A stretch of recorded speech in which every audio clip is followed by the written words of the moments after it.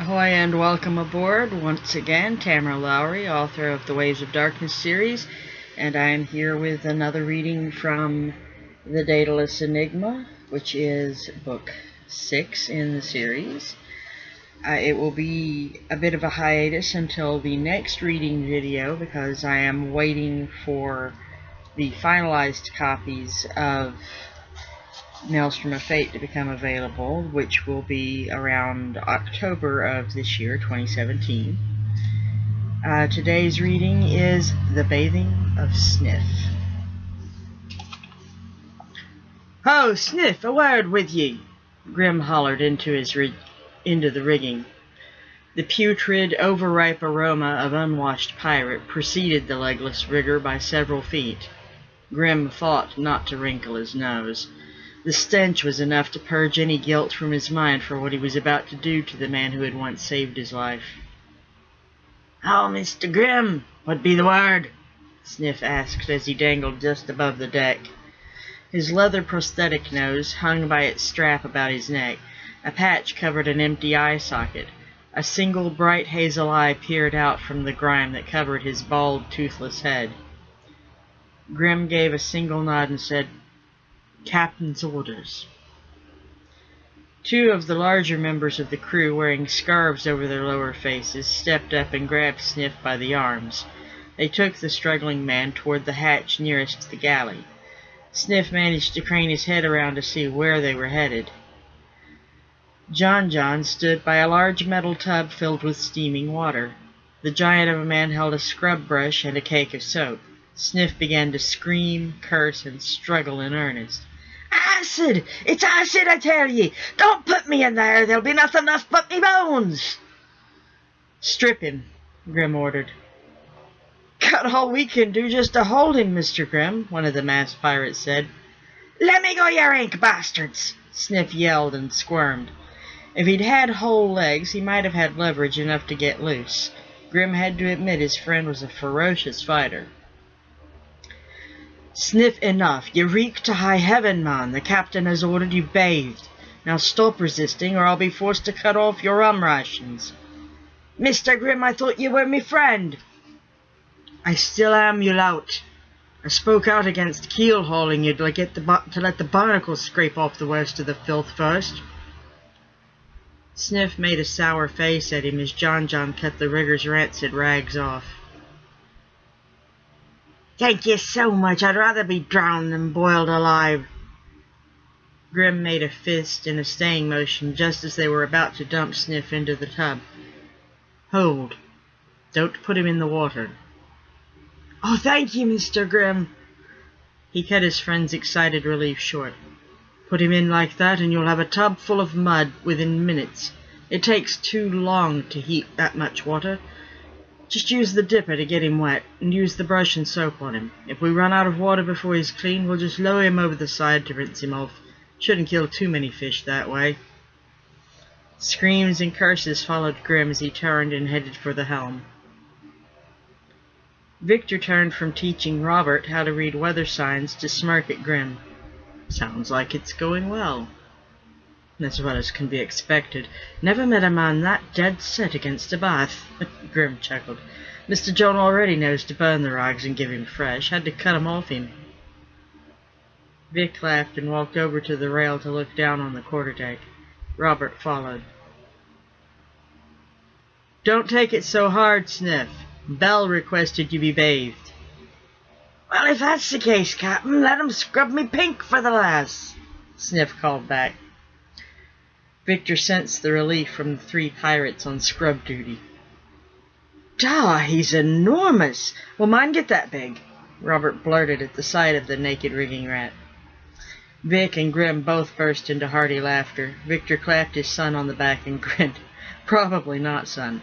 Very few men can match Sniff in size. I admit I don't. Aye, Grim said with tears of mirth in his eyes. The shame of it is the good Lord gave such a magnificent gift to a man few females would willingly touch. Jon-Jon hollered up from the quarterdeck. We've got him as clean as we could. We'll lower him over the side to rinse off. Victor nodded his assent and watched as Jon-Jon slipped a rope harness around Sniff under his arms. The 3 scrubbers then helped the legless man over the rail at the cargo net ladder.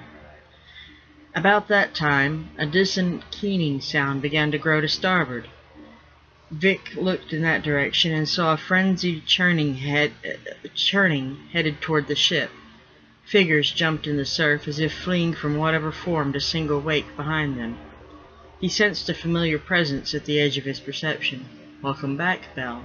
I see you found some mermaids. He let a wry tone color his mental voice. Have the boys strip. Legs transforming into a tail while wearing pants is uncomfortable, came her terse mental reply. Duh, what are those? They sound frightened. Mermaids, and they are. Belladonna is chasing them. She is their natural predator. Robert seemed to grow agitated at that. Can't you make her stop? What if she catches one? Victor looked at his son and sighed. Robert, one of the reasons we've taught you various types of fighting is so you can protect yourself from predators like sirens, not just against humans. Belle herded these mermaids here for you to join them. I don't know if she'll take one as prey or not, but if she does, she will kill and eat the mermaid. It's what she does, and what she is. He saw the torment in his son's eyes, and a small part of him wished he could shield the boy from such harsh realities.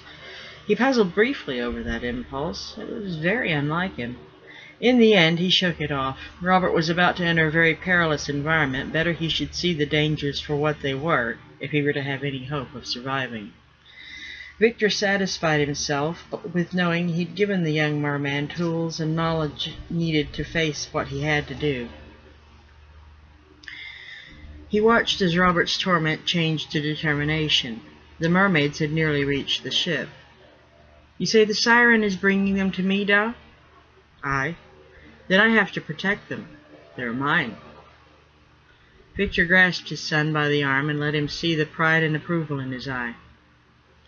You want to shuck out of those clothes. They'll only be a hindrance in the water. Robert nodded his understanding and stripped off the shirt and breeches. He moved quickly to the rail, climbed up on it, and dove over the side. Apparently some of the mermaid pod had approached submerged and much faster than Victor thought. Several surrounded Robert shortly after he surfaced. their fear of the siren forgotten. The rest of the pod joined them and surrounded the ship. He saw no sign of Belladonna. He felt grateful none of the Murs started to sing or cavort. The fact Grim had doled out portions of the special rum helped. Victor had ordered the precaution in anticipation of the mermaid's arrival. The liquor tainted with his blood kept the pirate crew in line and ensured none would fall prey to the mermaid's lure. "Oi, me lovely! I've got something you can nibble on." Sniff's voice rose from near the water. He'd forgotten Jon-Jon still had the rigging rat lowered over the side to rinse him off. Vic went to the starboard rail and peered over. He and Grim, who'd gone to investigate with him, grinned at the sight. A golden-haired mermaid had wrapped her arms around Sniff's neck and impaled herself on his cock. A few moments later, Belladonna surged from the water and wrapped a taloned hand around the mermaid's throat. Victor saw the mermaid's body grow rigid. Then the siren flung her prey over the rail onto the quarterdeck. "I will not have your spawn contaminating my food supply, troll." Belle growled at a terrified Sniff.